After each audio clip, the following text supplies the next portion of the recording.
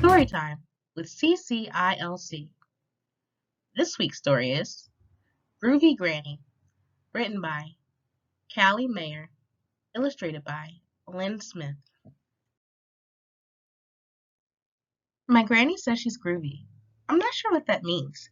She said it was a word she used when she was in her teens. She's not like the grandmas that you see in picture books. She dresses kind of funny, but I like the way she looks. Granny rides her bike around, her hair flying in the breeze, waving, smiling happily at the people that she sees. Sometimes we drive in her car through the streets in our town. It gets a little breezy when Granny puts the top down. When Granny picks me up after practices at school, I hear the kids whispering they think Granny's really cool. One of Granny's favorite things is to golf and ride a cart. I don't think she knows that when she hits the ball, she farts.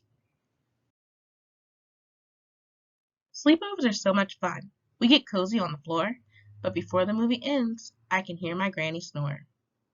We love going to the beach, building castles in the sand, jump in the waves afterwards, got dirtier than we planned. Granny has a certain style, and boy does she like to shop. We try on things together, then we are ready to flop.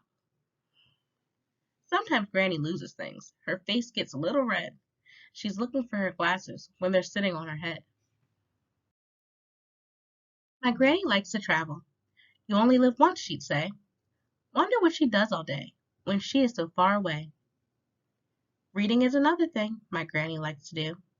Once she starts a book, she says, she can read the whole night through. Granny loves to cheer for me when I am playing soccer ball. She can get a little loud when she doesn't like the call. Granny likes to tell stories about her life long ago. She walked for miles to her school in blizzards with piles of snow.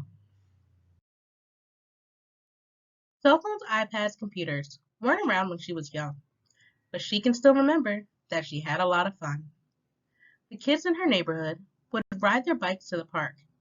They'd play all kinds of fun games, race home before it got dark. Tie-dyed shirts, flared jeans, and beads were some of the things she'd wear. And all of her friends, boys and girls, had very long hair. She'd call her friends on the phone, use peace signs to say hello. Life was different for my gran, such a long, long time ago. I see my granny looking at pictures and she seems sad. I think that maybe my gran sometimes misses my granddad. Then she smiles and remembers our family camping trip when mosquitoes swarmed us because our tent had a big rip. Once I spotted Granny looking closely at her skin.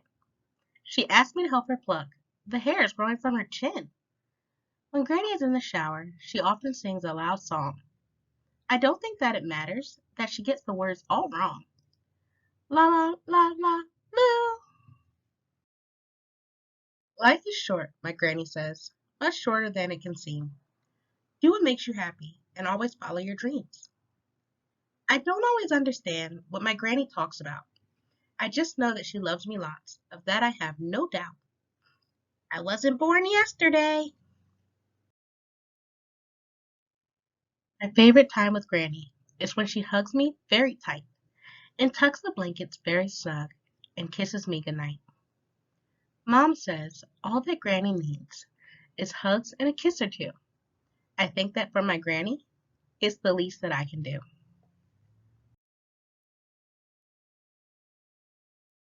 The end. See you next week.